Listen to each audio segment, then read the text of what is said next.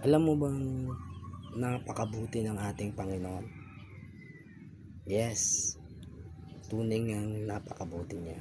Minsan sa buhay natin, may mga bagay na hirap na hirap nating unawain kasi nga may mga gusto tayo sa buhay na hindi natin nakukuha, hindi natin natatanggap agad. At minsan dahil doon, nadidisappoint tayo kasi inisip din natin na anak ako ng Diyos, anak naman ako ng Diyos. Sinisikap ko naman na sundin yung kalooban niya, pero bakit hindi pa rin ibibigay ng Diyos yung kailangan ko? Alam mo kapatid, isa sa dahilan na sagot dyan sa mga katanungan natin, maaring kaya hindi binibigay ng Diyos yung mga gusto natin, yun ay dahil ikakapahamak mo. Siyempre ayaw rin ng Diyos na mapahamak tayo, di ba?